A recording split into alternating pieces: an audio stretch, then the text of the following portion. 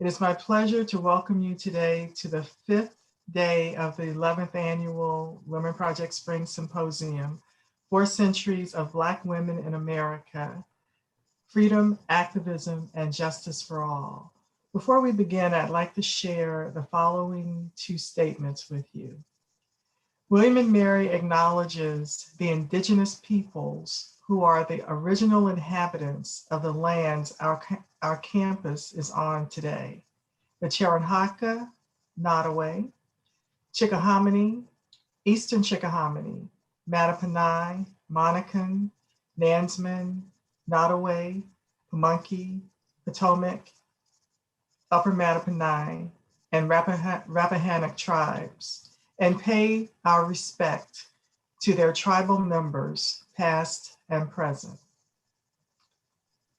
Also, the Lemon Project stands with the rest of William and Mary in solidarity with our Asian, Pacific Islander, Middle Eastern, Southwest Asian colleagues, and students to say that anti-Asian hate is unacceptable and has no place at William and Mary. It is now my pleasure to turn the mic over to Andre Taylor, the oral historian for William and Mary Libraries and the moderator of this afternoon's panel. Thank you for being here. Good afternoon, everyone. I am Andre Taylor, the oral historian here at William and Mary, and I want to go ahead and introduce the 2 people involved in this session today. We'll start with Clarence M. Dunnaville Jr. Clarence M. Dunnaville Jr. is one of the most prominent attorneys in Virginia. He was appointed as an assistant United States attorney for the Southern District of New York by Robert F. Kennedy and served as senior attorney for AT&T. He has worked for many years as a civil rights attorney and for equal justice under law. Dunnaville is a fellow of the Virginia Law Foundation and has been named as a Virginia leader in the law. He is the author of many articles on civil rights and social justice and is the recipient of numerous awards for his public service, including the Diversity Award of the Virginia State Bar, which is named in his honor. In 2018, he received the commendation for the Virginia General Assembly for his exceptional achievements as an attorney and as a civil rights advocate. He's joined by Peter Gunter Dunnaville. Peter Gunter Dunnaville is a legal consultant and historian. He is a history graduate of the University of Virginia and a graduate of William and Mary's School of Law. He also holds a Master of Laws degree in environmental law from Golden Gate University. He has worked as a legal associate of his father, Clarence M. Dunnaville Jr., for many years, and as a magistrate for the Virginia State Courts. Recently, he has worked with his father in preparation for a history of their family of over 400 years and their roles in establishing and implementing slavery, Jim Crow, and one-drop rule and massive resistance. Ladies and gentlemen, the Dunnavilles. Hi, good morning, and this is Clarence Dunnaville, and I just thank you for the introduction. I think I'm going to start our talk with basically the main characters that we're talking about in this presentation.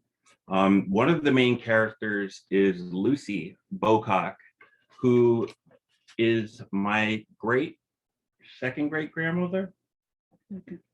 And she was born in Appomattox, Virginia in 1857? 1858. And she was born as a slave to a man named Thomas Bocock. Bocock was a 19th century Virginia politician from Appomattox, Virginia. Bocock also was a congressman from Appomattox. And when the Civil War came about, he actually went to the Confederacy and he became the Speaker of the House of the Confederate States. Now, Lucy grew up in the house of Bocock. Her mother died. She was orphaned when she was about a year old or so, and she was taken into the house. And actually, there's a book that even quotes that was written in the 50s. But so Lucy grew up in this house, and she was there in Appomattox when they surrendered. All of them were there. So the relationship that Lucy had with her father is one of the only, one of the type that you could only see in slavery. Her father being a legislator and her mother being a slave. Now, if we take it back a couple hundred years, we can start in 1665 with Elizabeth Key.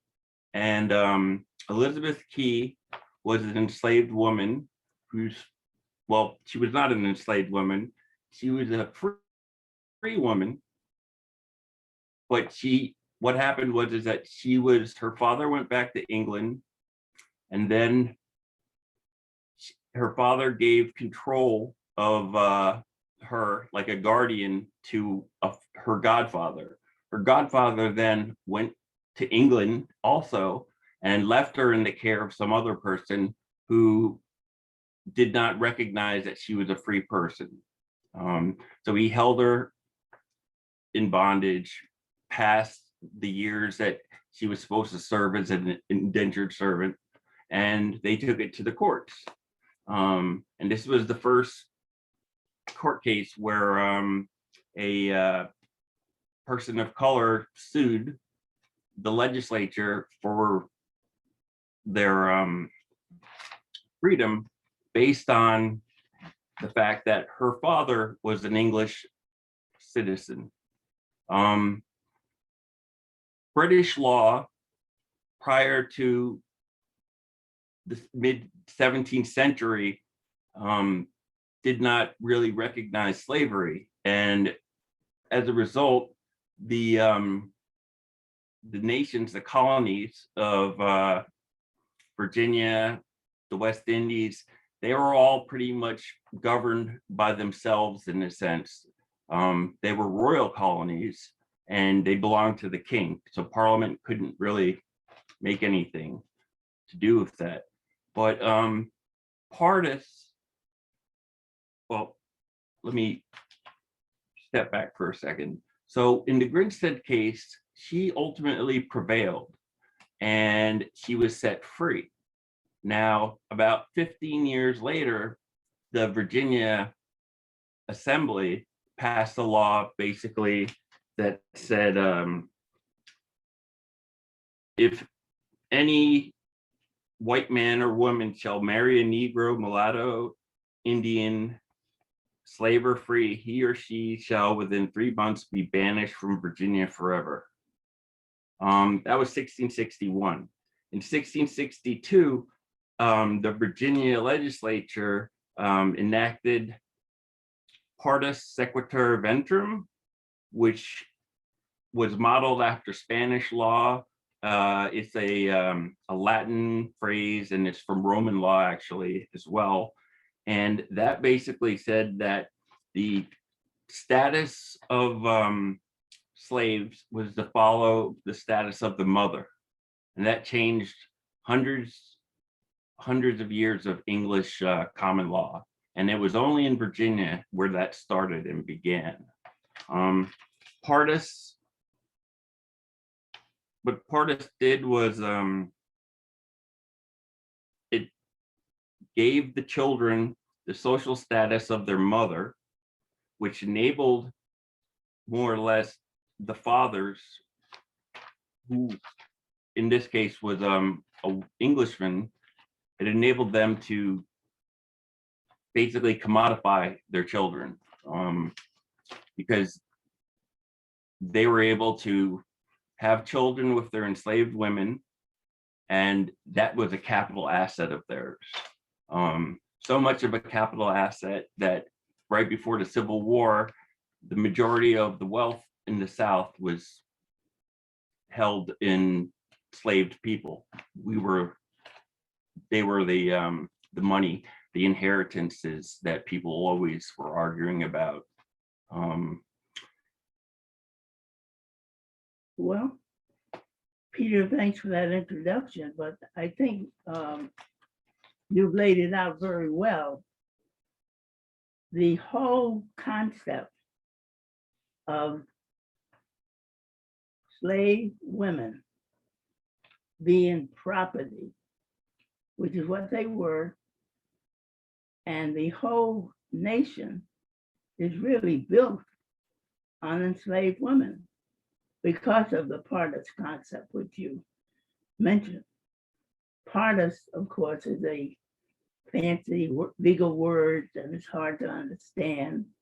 But what it means essentially is that anyone can have sex with a slave woman. And no matter who that person is, if he is a king or if he's another slave, she will be a slave. Her body cannot produce anyone except slaves. That was a unique concept to America. And it's important because we're talking here about the history of Black women, of slave women, Black women, over 400 years. And what Peter is talking about is not quite 400 years, but it was started in the 1660s. So I guess it is very close to 400 years. And I forgot to add that Elizabeth Grinstead's father was a member of the House of Burgesses. So he was a legislator, just like Lucy's father. Well, the entire family that we're going to talk about in a few minutes, they all were basically members of the House of Burgesses. And to jump around just a little bit, but there was a man by the name of John Page, and he, William and Mary University is located on real property that he donated. He was the person appointed by King Charles II of England to establish slavery in America. Now that was Lucy's 8th grandfather on her European side. So we have a situation where Page was establishing slavery and involved in the Partis concept that women slaves could never produce people who were free. And at the same time, he was appointed by the King of England to establish slavery in America as an exclusive agent. And he received 7% of each slave that he produced. He was involved with the Middle Passage. They kidnapped slaves throughout West Africa and brought them to America and sold them. And everyone who was sold, he got 7% for those sold under his agency. Now that is important to understand because we have the Lemon Project. And the Lemon Project is dealing with slavery at William and Mary. And Page, who donated the land, and his son, I think, was the first, one of the first officials of William and Mary. And if you go into the administration building, William and Mary, you can see his son there today. This was the man who established slavery, not only in Virginia, but it was the entire slave concept as we know it was established right there in it wasn't Williamsburg then, but established by him, Captain John Page. So we start off with that. And then 8 generations later, there is Lucy. Is Lucy's image up in the background? See if I can. I would just like for the audience to see Lucy, because you can see she looks white. Can you see it? I don't know if they can see it. Well, hopefully before we sign off, we'll be able to handle it. It's up. 8 generations later, Oh, there she wait. was. Can y'all see it? Yes. Okay. I think it's important to see her. That is her in a mature age, but she was a remarkable woman. And I would just go on to say that slave women were all remarkable women. They suckled the white children, and they had to take care of their own. And in cases like Lucy, she had no male companion and no help. She was a single, her mother, Angeline, was a single woman. That is the background. Now, getting to Lucy specifically, she was born the daughter of a field slave by the name of Angeline. Angeline, of course, had no last name. She was Angeline, a Black field slave, and she spent her days plowing the fields behind a mule. That was her job. And she was somehow seduced, probably abused by her, I won't call him master, her enslaver. And as a result, Lucy was born. Now, Lucy grew up, Peter's mentioned a bit about her.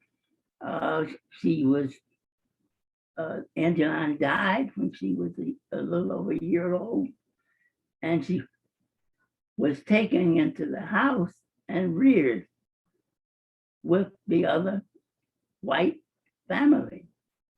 And she had no other family. But she grew up in spite of all of this and became a strong woman. Now, Bocock, as Peter's already mentioned, was a very powerful man. In fact, he was the most powerful man in Appomattox County and in Virginia, a friend of the president, then Buchanan.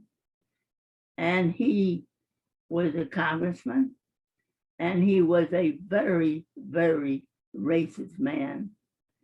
And he worked diligently to expand slavery from the nation, as it existed then, into the newly acquired territories from Mexico.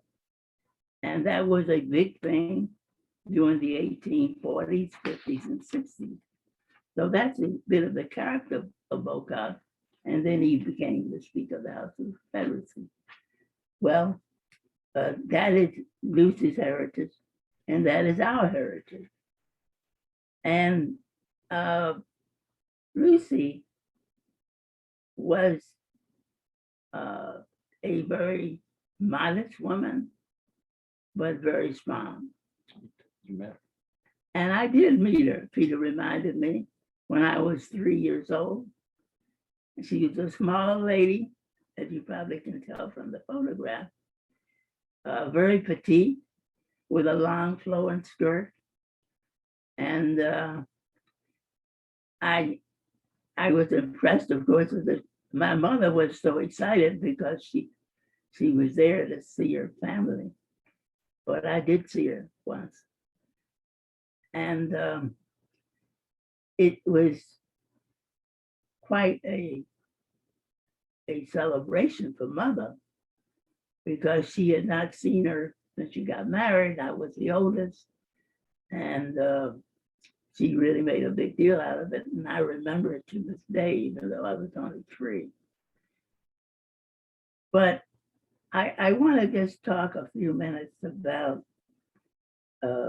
Black enslaved women generally and the abuse they all received.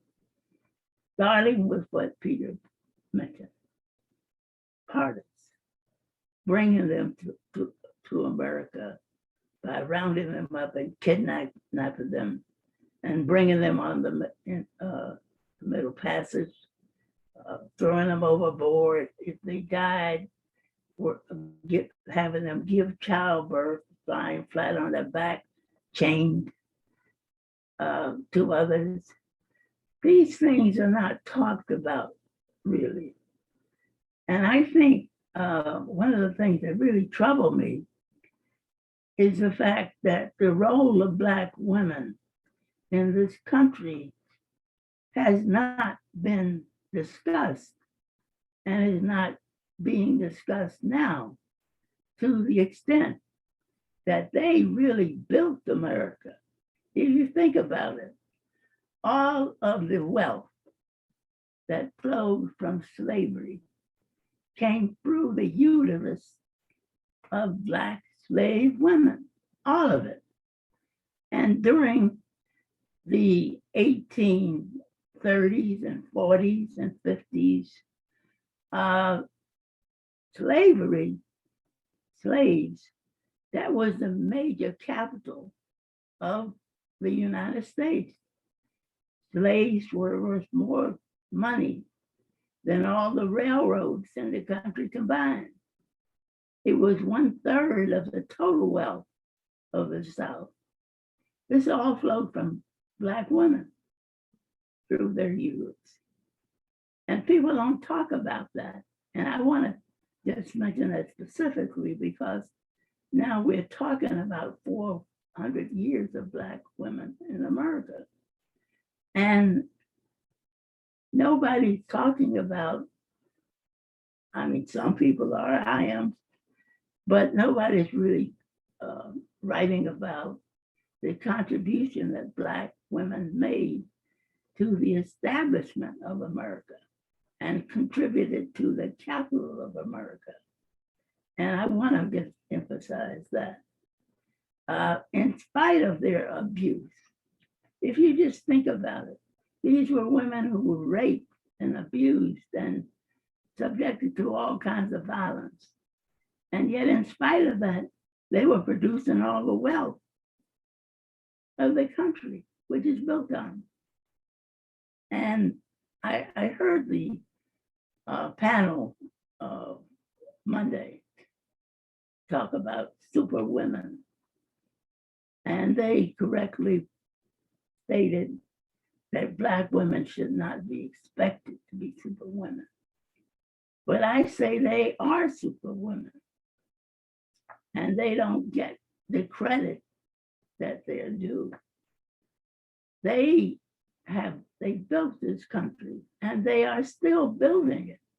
And just think of it today, the government of the United States of America is built on Black women.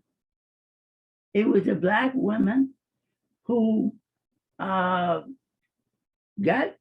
Joe Biden nominated from South Carolina and other places. And then it was the Black woman of Georgia who made it happen when they made it possible, or they really caused the two senators from Georgia who control the Senate today. Think about that.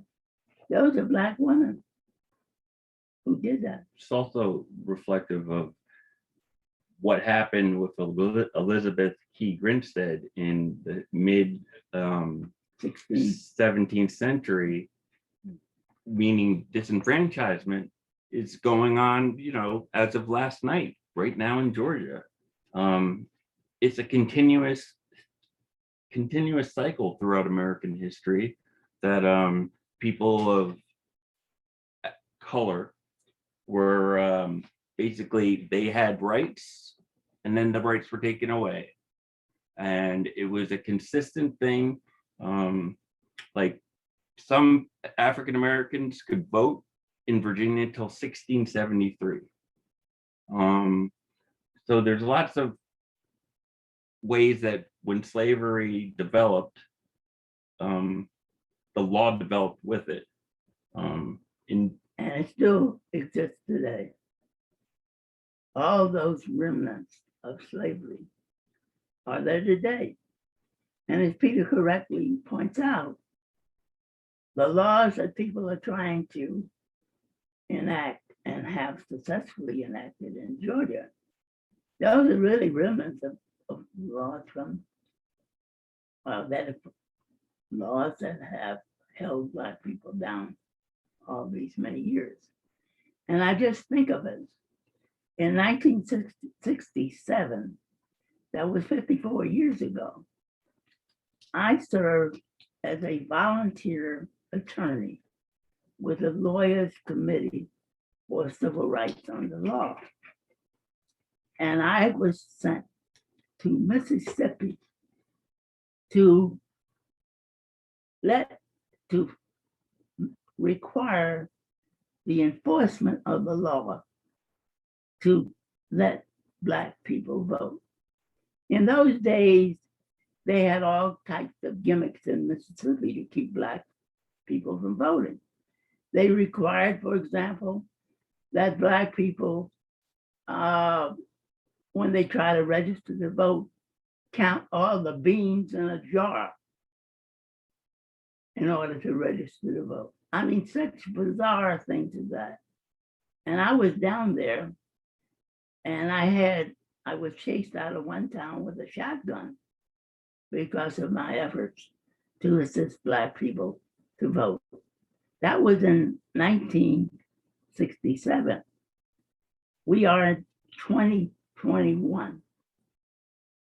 And we're right back. And instead of it being only Mississippi that was keeping people from voting then, it's the whole nation.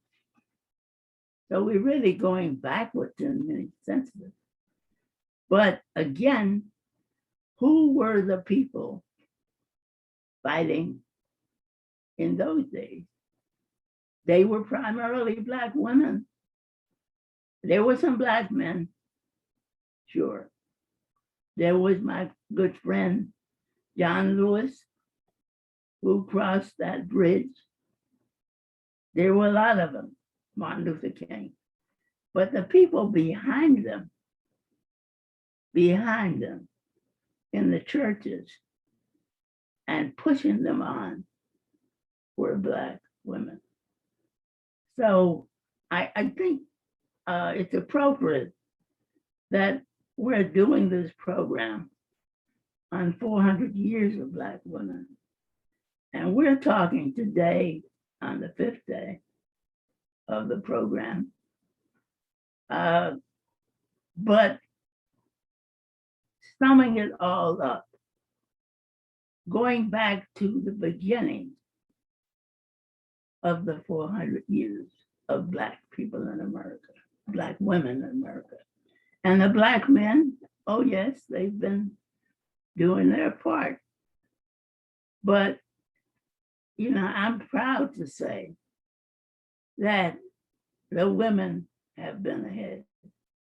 And I just think back to my own family, which I talked about, my 11th great grandfather, who was Lucy's 8th grandfather, John Page, down there, and my great great grandfather, Thomas S. Bocock, Lucy's father, some real scoundrels, racist, and that's too bad.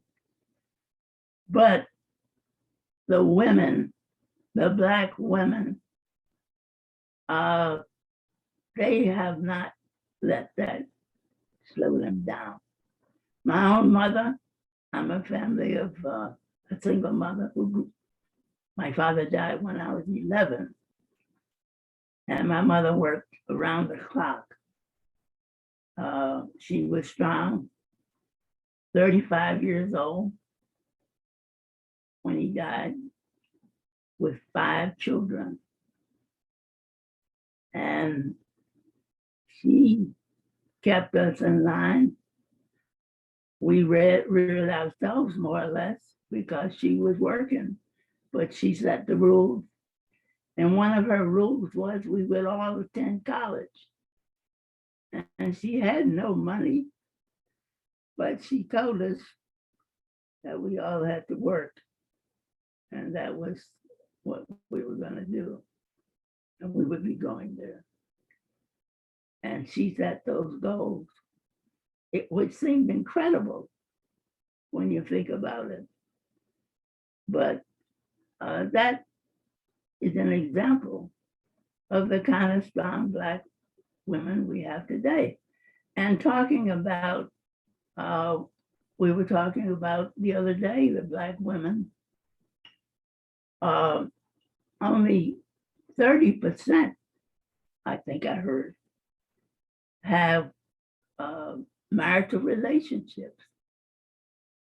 And in spite of that, they are holding up the entire Black community alone. And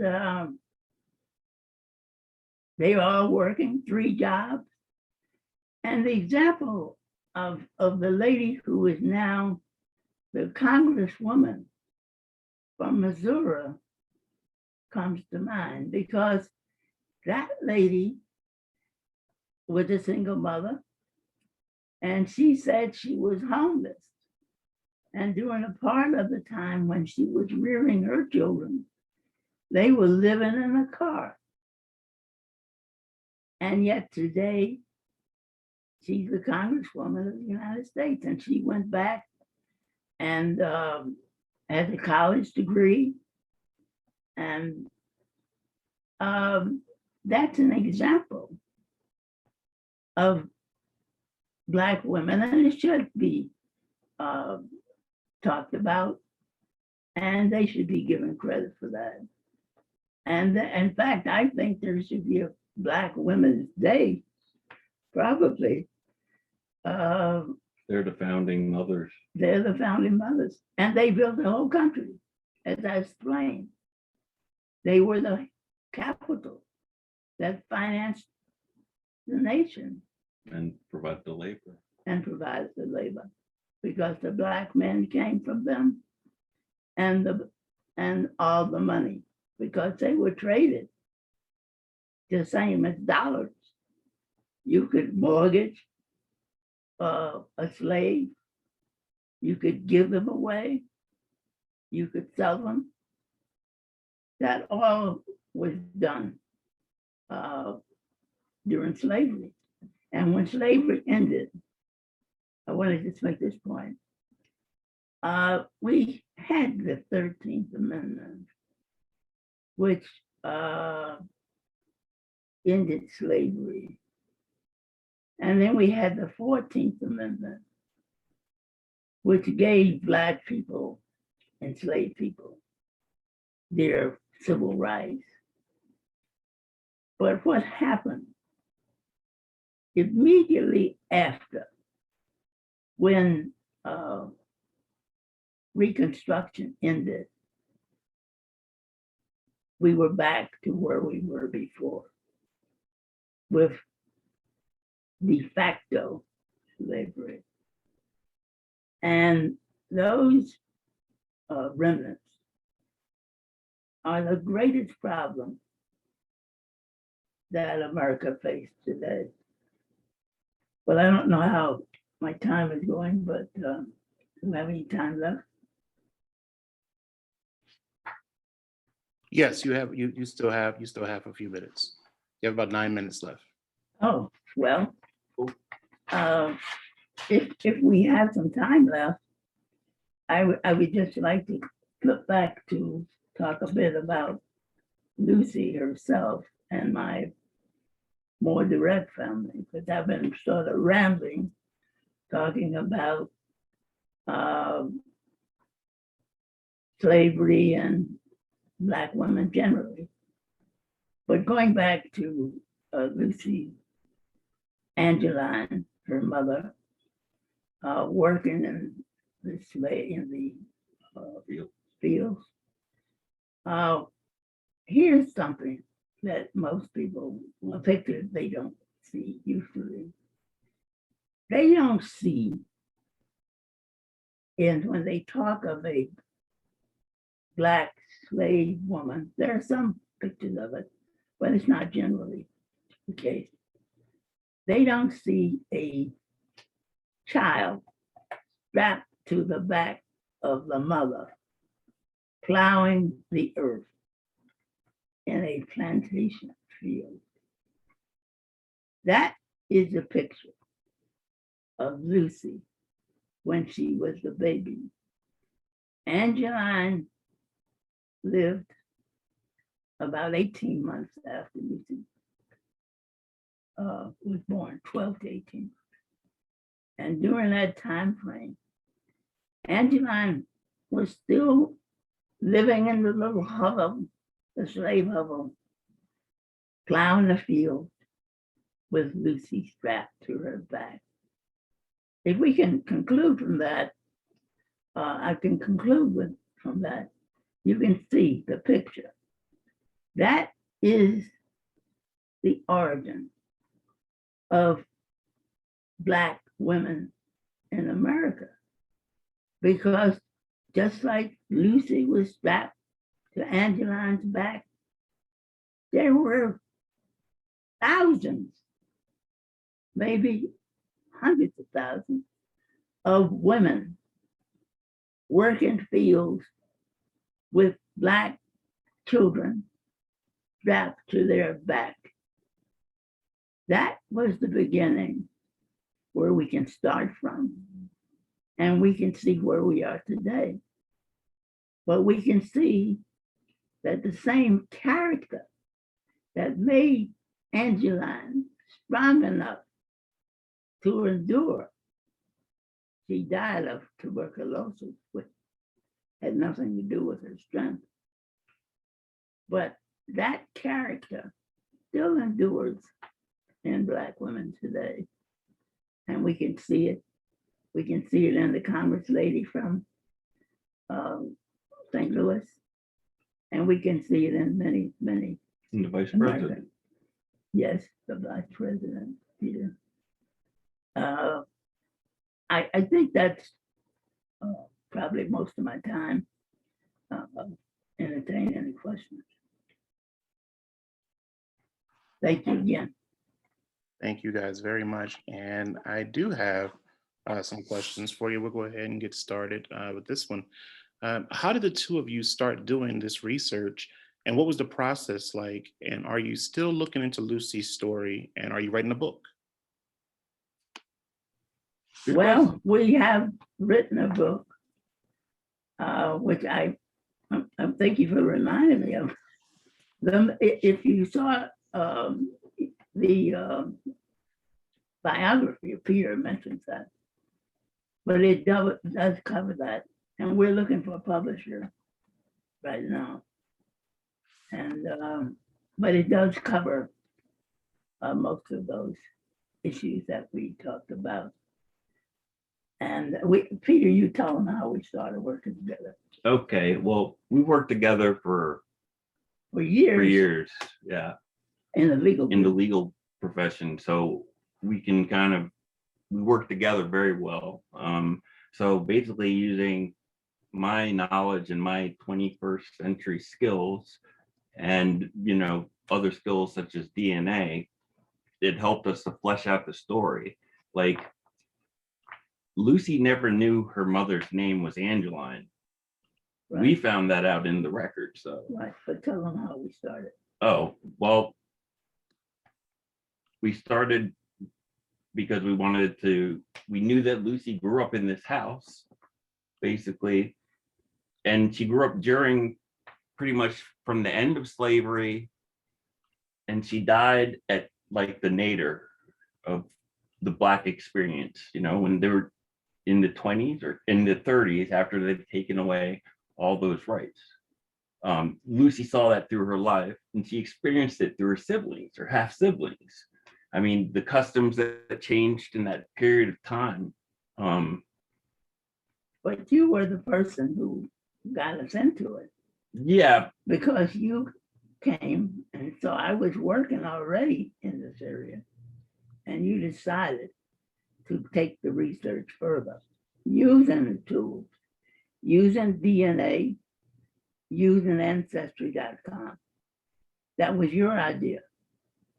And you convinced me that you wanted to do this. And so you were the well, one. basically, me knowing kind of my dad's parents' origins, they pretty much came from Appomattox County and Charlotte County, which aren't too far from where we live, actually. And because I know, because of racism, they were more or less only allowed to marry and commingle with other people of their same background. So what I figured is, if they've been doing that and we're still here, you know, that I figured we could probably trace it back, because, you know, it's just, if you've been in the same place and because of racism, they kept you in the same place, I thought that the DNA should match, and lo and behold, it did. So we were able to, you know, from the DNA, we were able to, it wasn't just Captain John Page, it was because all those people intermarried with each other. It was a lot of people at Jamestown, needless to say. And in a weird way, you can kind of see how the population and how America grew through our genes, in a sense. Like, my father has 14 different ethnic groups in him. Yeah. And, you know. And you have more, because you have my 14 plus your mother's. But yes, but, you know, basically, you know, as the westward expansion continued, yeah. But so it did. And that's on that point, westward expansion. A lot of these people who our ancestors we talked about, they did move west, Kentucky, Tennessee, and the like. But there was always a nucleus of them here. And that is how Peter was able to do the research, because we always had. We knew where she was. People in this area. So it was easier. And the Jamestown people, well, Appomattox is not that far from Jamestown.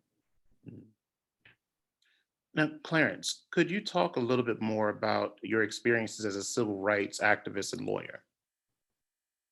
Well, I spent a long time on that. I'm still on it.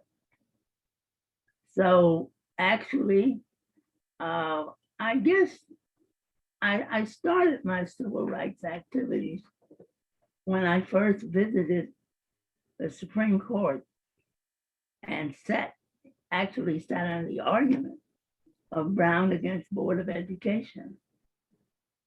I was there. I was a student at Morgan, and luckily Thurgood Marshall gave my professor 3 tickets to actually attend the argument. I arrived there. There was a long line all the way down Pennsylvania Avenue. If you see pictures of the Supreme Court, you see there's a huge steps there, goes all the way down to Pennsylvania Avenue. And what really impressed me, or I guess to my detriment, which I hated, I looked up on the top of the court, and there are the words, equal justice under law. That just set me off, really. And I think that required me to get into the civil rights work that I've done. I mentioned that before I mentioned the work. The work I did, I was involved in New York, where I was actually the head of an organization by the name of Workshops in Business Opportunity. There was another one. But anyway, the organization I headed came forth with a plan to establish Black capitalism. And the head of the organization was Rodney Rockefeller, Vice President Rockefeller's son, and the president of Goldman Sachs. And I was assigned the responsibility in New York to change 125th Street, which in those years was an all-white, mostly Jewish-owned business corridor with no Black businesses. And I was given that charge. And I coordinated with the American Jewish Congress, I think it was, and went on a project called Project Transfer. And we transferred, I think, 15 businesses along 125th Street from Black to white ownership. And it was a big program. I think it had some government sponsorship. And we raised the capital from business, from banks, mostly in financial institutions. And I didn't know until Peter found it in the last year. There was an article I wrote in 1970, I think, which laid out an entire plan for promotion of Black capital and building Black capital in America. And we followed that in the project I was in. That was an example of some of the things I did when I was in New York. At least one, but there were many, many more. A lot of them dealt with actual litigated cases I worked on. And then I went to Mississippi, as I explained. And then when I came to Virginia, I worked with Oliver Hill, and we worked on the Black farmers case, which I think you may have wrote something about in the news releases recently, because there's been some discussion of that the Black farmers case didn't get as much relief as they should have. But I mean, that's just a sample, but I spent 60 years on this.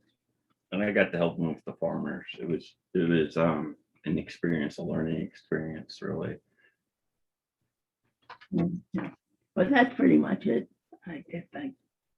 Now, how does both of your legal knowledge and experience assist in your research?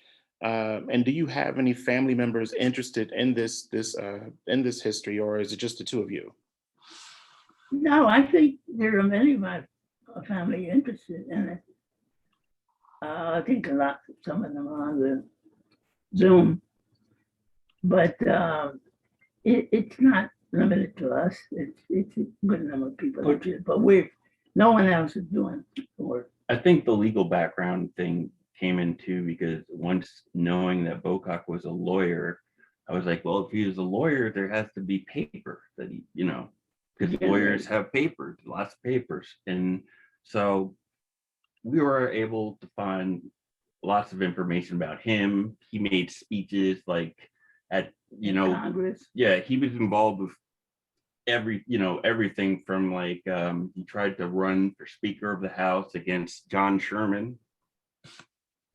And Sherman won, and they ended up reconciling in front of the Congress. He was there when the beating of Sumner happened, Yeah. Um, And he made a lot of speeches. Well- So that was easy to trace. And we could get a good feeling for him from his speeches because most of his speeches were pro-slavery or for expansion of slavery. Now, you mentioned how little the experiences of enslaved Black women are talked about even today.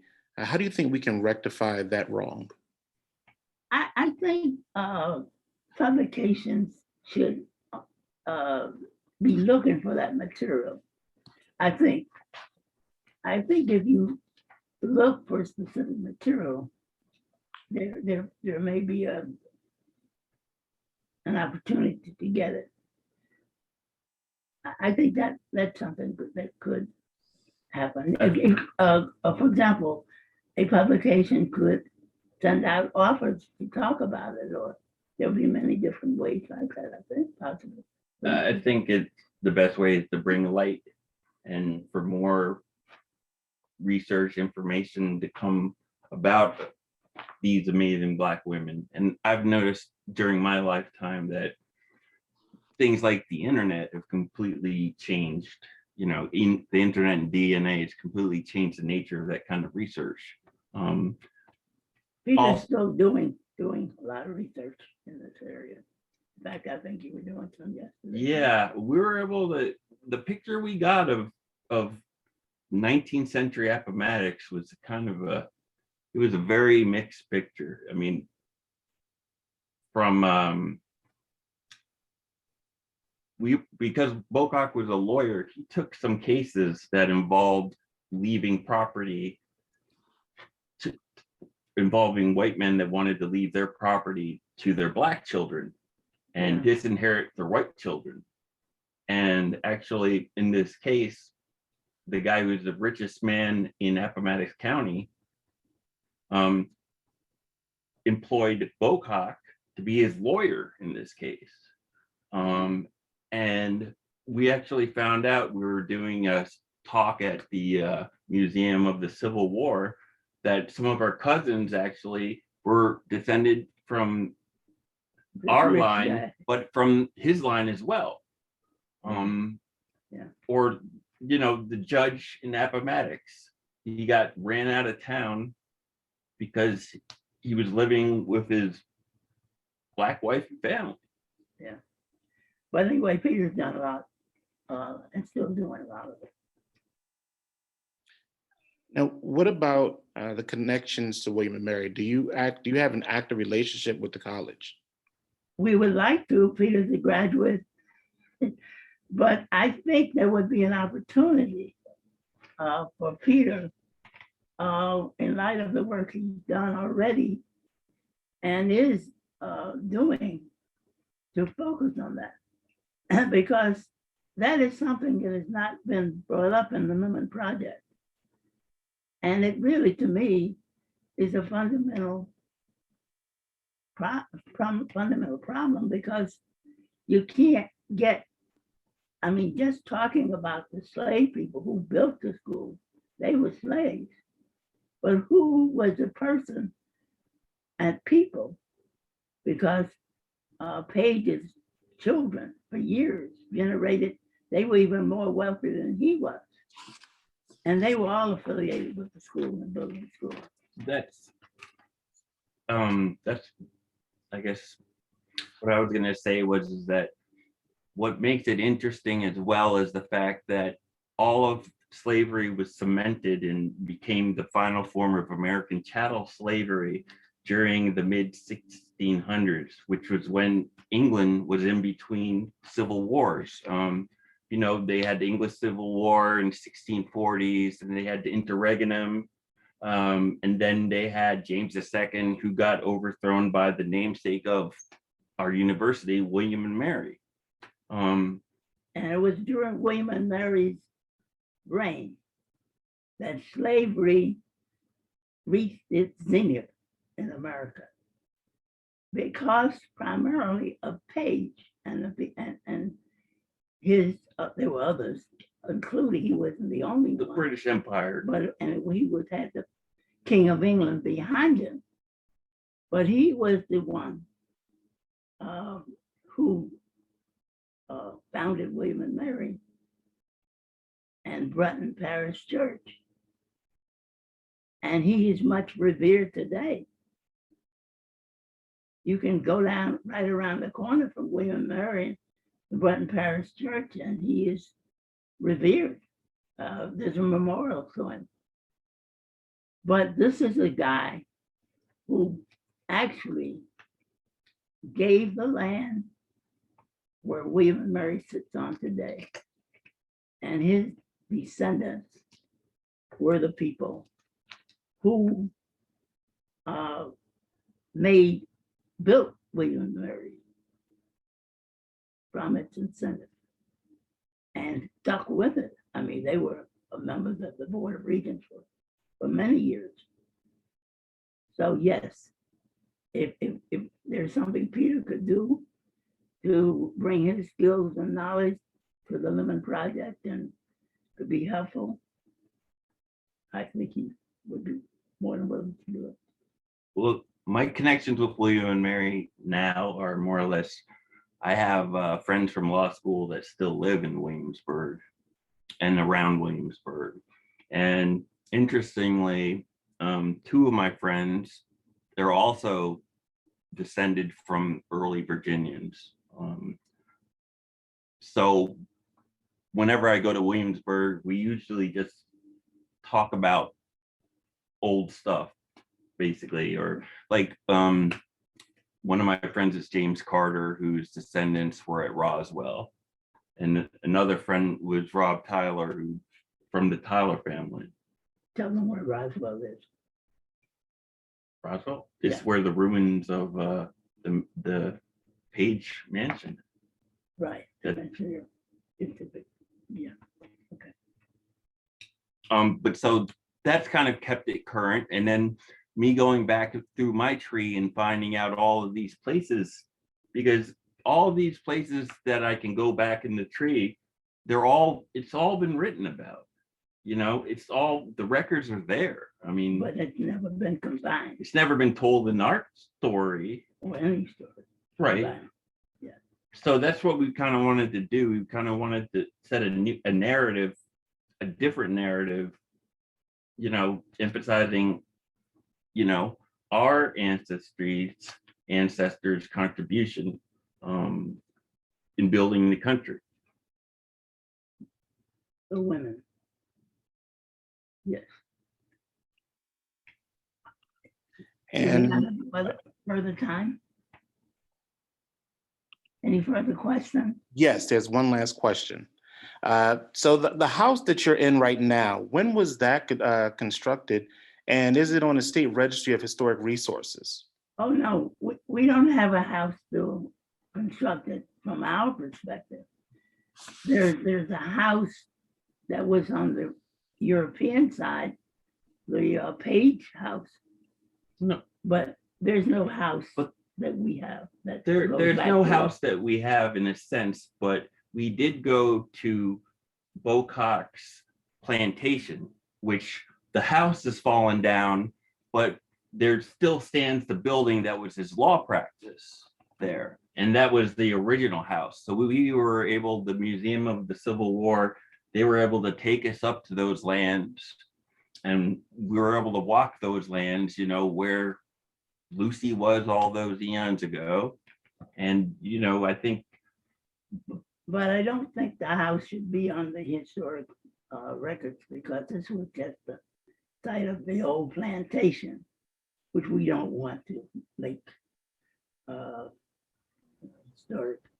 There's a sign at the beginning of the entrance, which cites all of the things, the racist things that Bocock did. It cites that he was the head of the Speaker of the House of the Confederacy and other things, and the direction to that. And I was planning to contact the historic resources people to make sure that's changed, because that pointing that out is pointed out, it's in a We glorify. laudatory or glorified way that this sign is. There is actually a plaque of them in the Capitol that Which they was- took down Yes, because we went to the Capitol, and I don't know if you've ever been to the Capitol in Virginia, the really old one, but it was crazy. I mean, there's like a big statue of Robert E. Lee there, and it was just like,